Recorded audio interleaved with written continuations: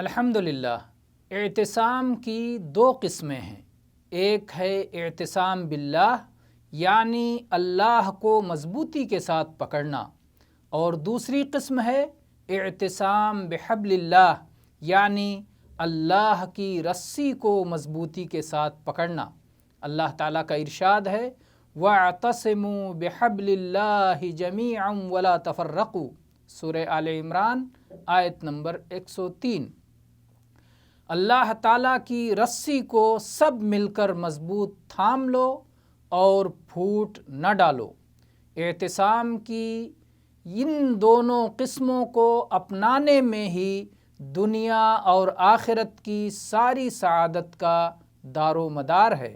ان دونوں عصمتوں کو مضبوطی سے تھامے بغیر نجات کی کوئی صورت نہیں ہے۔ اعتصام بحبل اللہ راہ بھٹکنے سے اور اعتصام باللہ تباہ ہونے سے محفوظ رکھتا ہے۔ اللہ کی طرف جانے والے کی مثال اس شخص کی سی ہے جو اپنی منزل کی جانب راستے پر چل رہا ہو۔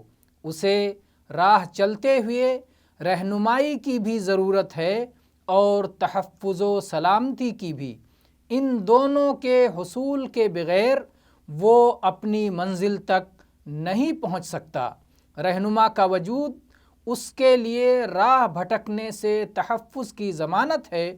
رہنما اسے راہ دکھائے گا اور اس کی تیاری، ساز و سامان، قوت و طاقت اور اسلحہ وغیرہ راستے کے ڈاکوؤں، لٹیروں اور دیگر آفات سے حفاظت کے لیے کام آئیں گے۔ اعتصام بحبل اللہ کے ذریعے وہ دلیل کا پیروکار بن کر ہدایت پر قائم رہے گا، اور اعتصام باللہ کے ذریعے اسے قوت و طاقت، ہتھیار و اسلحے، ساز و سامان اور وہ مواد حاصل ہوں گے جن کی بدولت راہ میں سلامتی نصیب ہوگی۔